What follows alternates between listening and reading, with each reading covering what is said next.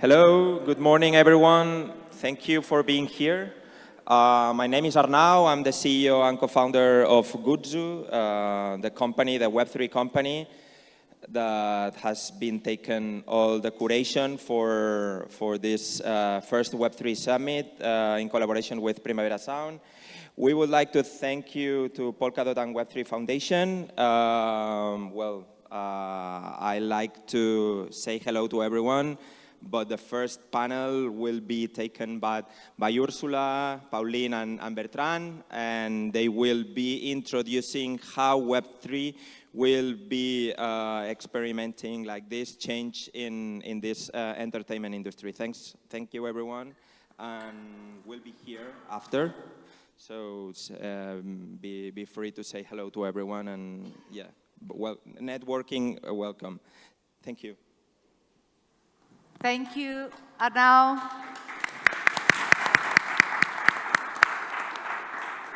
Well, thank you now, particular Arnau, because he's the first one who knocked at the door and invited us to be here. So without Arnau, we wouldn't be here, and the organizer of Primavera Sound as well. So we are a newcomers into the music industry. We are not a music expert, but we know a lot about this Web3 technology. And we are here because we are finding these intersections between the music industry and the technology are coming together. So I'm here with two important persons from our ecosystem, Pauline Cohen from Parity, and Bertrand Perez, CEO of the Web3 Foundation. And we will navigate a little bit on what is Web3 and why Web3 will make sense in the music industry. It is already making sense, and we will hear either today and tomorrow, these full 2 days of different panels and topics and people from the music industry that they are already working with this technology. But first of all, I wanted to start with Bertrand, that he has 20 years of experience, which it sounds a lot, on technology, telecom, and blockchain as well. In the last 7 years, he's been in these intersections of different technologies. He's an engineer. He's French, half Spanish, so he speaks like 3 languages. And he's the CEO of the Web3 Foundation, so he's the man who knows about this technology and how we will see this technology in the few coming years. So Bertrand, first of all, I wanted to start with you, and if you can explain to us a little bit, because we have people in this audience that they know what is Web3, and some people that they might don't know what is Web3. So what is Web3, and why Web3 it will help to thrive this music industry? Yes, so as you said, I'm not a music expert, but we can speak about this new technology and how we see this new technology impacting or helping the music industry like many other industries. So for those of you who are not familiar with Web3, the way I generally explain it is I'm old enough to remember when the internet came. I was working in a research lab, and we were some of the first ones in Europe to be able to access to that internet and see the services that were available by then. And basically, that's what we called Web 1, which is you were connecting to a website. That website was just text information, maybe sometimes a few images, but very static information. And the only interaction that you were able to do as a user was to read that information. That was Web 1, very static information. And it was very, I would say, complex to be able to have those information running on servers and available for people to be able to reach there. Then you had the apparition and the birth of services like Google search and so on. And this is where we evolved to what we called Web 2, which is services like Gmail, Facebook, YouTube, etc. So those are basically services where, as a user, you can interact more with those services. You can put your own content, you can upload your images, your videos, and you can collaborate and you can be part of the service, whether it's through social networks or other types of services. But the problem is that all those services, for all those services to work, you need to rely on a centralized entity. You need to trust a central platform like Google, Facebook, Microsoft, and others. You need to trust those entities with the data that you're putting there, and as a user, you have no way to have full control on that data. So this is one of the things that we always say, is that you need to put the trust on an entity that you don't know anything about it, but still you need to trust it to be able to use it. Web3 is a technology that allows to distribute your information. So instead of having all your, for example, pictures in a central place, those pictures are going to be spread across a lot of different servers on the internet. And through the use of different technologies, I will not go deep into technology here, but through the use of cryptography and other technologies, that those pieces of your pictures or pieces of your data are going to be not only distributed, but also encoded and secured, so only you can access that data. Even the person who's running the nodes or the node where that data is stored, because that data is encrypted, and you are the only owner of the password or the key to decode that information, you have control over that data. So basically the idea of Web3 is decentralizing the networks, removing the need to trust a centralized entity. You only trust on yourself. You trust on yourself to keep those passwords, or we call that keys, that allow you to access the data. And if you know that key, you can access the data. So if you own the key, you can access the data, and anyone else is not able to access that. So this is basically, I would say, the key definition of what is Web3. And if you need to just remember a few words, is decentralization, removing the need for trust in a centralized entity, and recovering the control on your own data. You own your data, you control your data, and you decide what you do with your data versus another entity deciding for you. Well, thank you, Bertrand. You summarized the 3 years of my learning path in order to understand what is Web3 when I first started to understand the whole technology.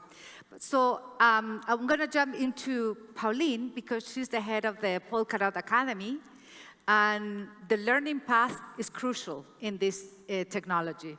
So Pauline, how do the artists, producers, people from the music industry can prepare themselves to learn about this? Thank you, Ursula. So artists, music producer, or professionals from the music industry, when they want to prepare themselves for the shift of blockchain coming into the music industry or learn about it, the easiest way is to invest in educating themselves. What are the blockchain technologies? What are the different use cases for blockchain in the music industry? What are the existing projects already out there? And this education, even if it might... Are we okay? Starting well.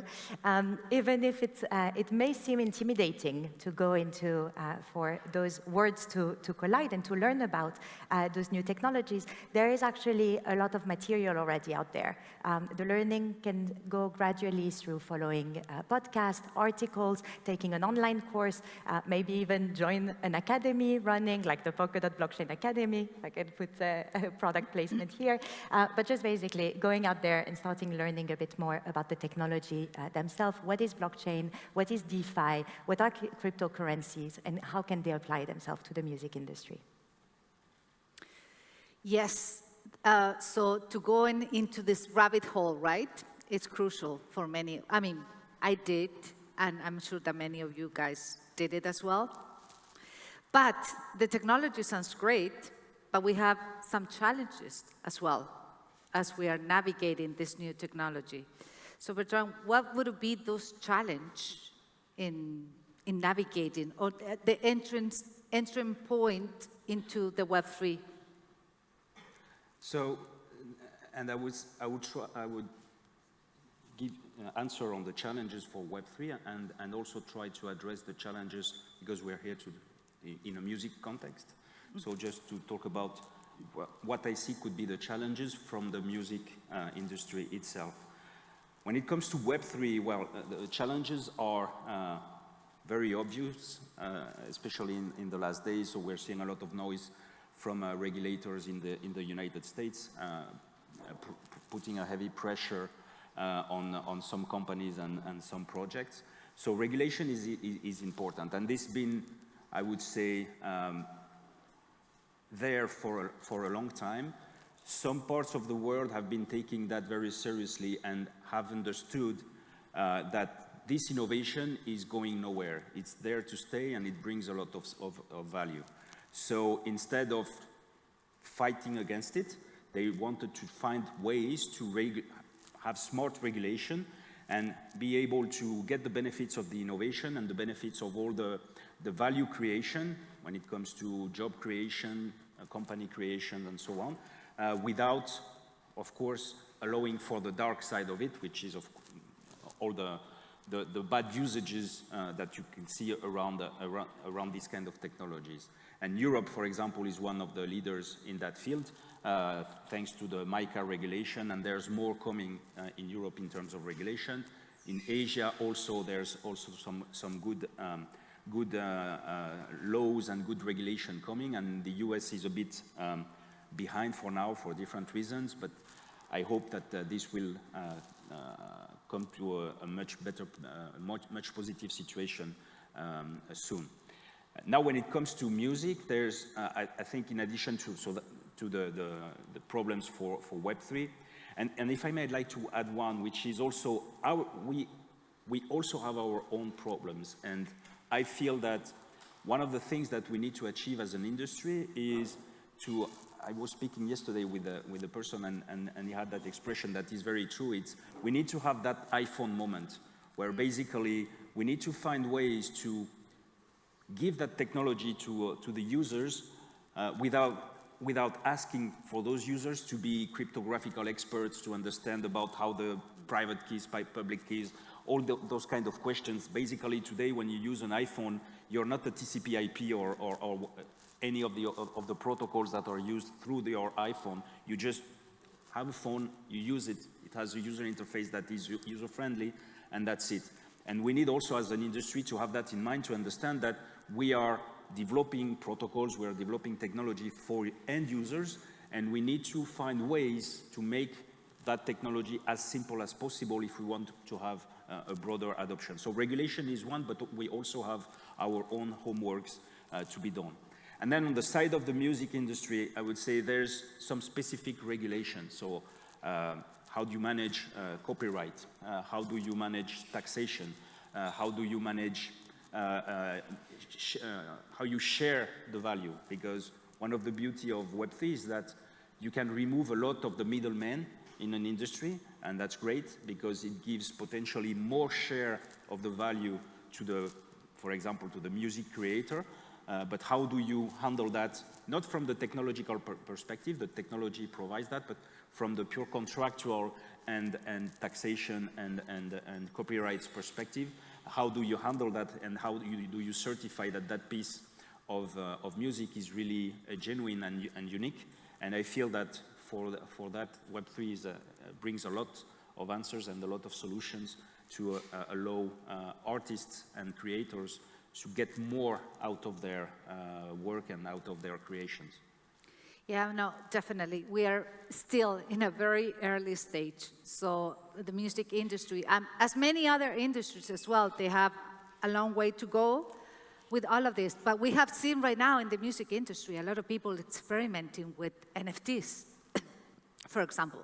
But NFTs, some of them still, it's not for the masses because you need to have a wallet, and not everyone has a wallet.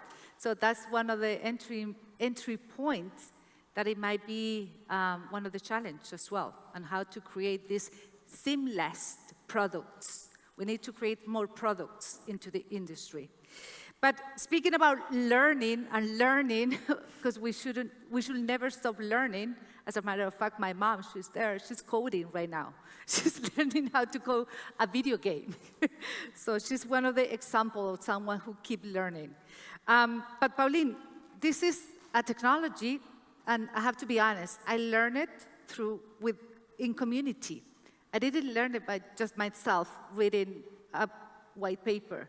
I read it to hear different people and attending meetups. It's very collectively the way that you learn about this technology. How important is it, this collectively learning in this ecosystem? That's a great question. Actually, the path that you're describing for your personal journey in learning about blockchain is often the path that people join. It's not often that someone will wake up in the morning and say, today I'm going to become a blockchain developer. Today I'm going to actually develop an application or start about thinking about blockchain use cases. Often it came from exactly that, approaching the community, hearing about projects that exist already, going to meetups, connecting with this Web3 community and keeping up to date with the trends, with new use cases that some projects are touching on, building on those projects. So that's I'd say the most human and the most natural way to connect with blockchain and to start learning, but also for those who are in the beginning of their learning to keep up to date with what's happening. There are enough, especially in Madrid, in Europe in general, there are a lot of communities around blockchain. There are a lot of events, a lot of ambassadors bringing the word and the potential of blockchain into the community. So for the music industry and the music professionals, don't hesitate to join, especially if you don't know anything about the blockchain technology. Don't hesitate to join to learn about some practical use cases and some real-life use cases where blockchain can have an impact. And those are the safe place to ask your questions and find the experts that are going to guide you towards the relevant material to continue your next step of learning, or towards refer you into a program, into a school, an online course, and so on, or just coach you into your personal journey and validate some of your project ideas. So definitely, the Web3 community is a growing community and is a friendly community when you approach your learning and discovery experience. Well, you're building a big community through the Polkadot Academy. So why don't you tell us a little bit more about what is the Polkadot Academy, what are you going to have for the Academy next July in Berkeley, California? Yes. So the community we are building is a community of Polkadot developers as well as founders. It's a program that is targeting non-blockchain experts, developers that are coming from the Web 2, as Bertrand was referring, so the Web 2 space, who have already experience and are interested and curious about the potential of blockchain, and we are providing them the educational program and the community to do that transition. So it's targeting developers who want to learn more about the blockchain technology in a very academic setting, spending time learning about the potential of blockchain, what is cryptography, how to use it, what is governance, what are the economic and political principles around a blockchain project, how can blockchain actually change the way you interact with your users, with your community, and other stakeholders. So in a quite rigorous academic settings, in-person for 5 weeks. It's a very intensive program that asks for a lot of personal investment into learning. We're teaching aspiring blockchain developers and now launching a new program for aspiring blockchain founders to come and learn about the potential and the power of blockchain. Also, of course, different use cases, different technologies that are building on it. And for them, at the end of the 5 months, to get the very strong foundations, as well as the relevant contacts and community to launch their own projects or career in blockchain. So that is fantastic, because one thing is the theory, and then you need to see something tangible, practical, which is the use case. And I think that we don't have much time, so I wanted to wrap it up with one question to Bertrand. How do you foresee the future? I mean, it's hard to imagine. I mean, this iPhone was created 12, 13 years ago, and it has changed our life in many ways. Where's that killer app that people keep saying that we need for the blockchain ecosystem? that it can transform a lot of the different industries, including the music industry. I think it's hard to I'm not Steve Jobs, so it's hard for me to guess what is going to be the killer app. I wish I was, but I'm not. But one thing that is sure, and I think that's the journey where we are in on our side, is there's been a lot of use cases, and that's also one of the main reasons why there is so much, I would say, pressure from the financial regulators on this industry, because the main applications until now were DeFi use cases and, let's say, financial/payment use cases. And that's fine. The technology allows that, and this is one of the key features of the technology. But this is just the tip of the iceberg. So I really want, even if I'm not able to give the name of the killer app, I really want everyone to really see Web3 as a new layer on top of the internet that offers a lot of features, and not only the financial use cases that we are all seeing every day. We see use cases in lots of different verticals, completely different. Music is one, but we also have some examples in social networks. So we are starting to see social networks to be developed on top of Web3 platforms. We are seeing examples in the gaming industry. We are seeing examples, and those are really use cases where you could think that Web3 or blockchain technology was initially developed specifically for logistics. When you have supply chain across the globe, and you need to ship containers around the world, and there are companies shipping hundreds of thousands of containers worldwide. The shipping of a single container is just a big mess. There's like 20 or 30 different entities interacting during the shipment. They are still exchanging faxes, giving themselves phone calls during the process just to validate that the container has been moving from A to B and is on the way to C, and so on. So it's completely a mess, and typically blockchain is exactly there to solve this kind of problem. So and there's more and more, and you spoke about NFTs and so on. So I really want this audience to keep in mind that, yes, we hear a lot about financial stuff and speculation side and so on, but this is just a distraction.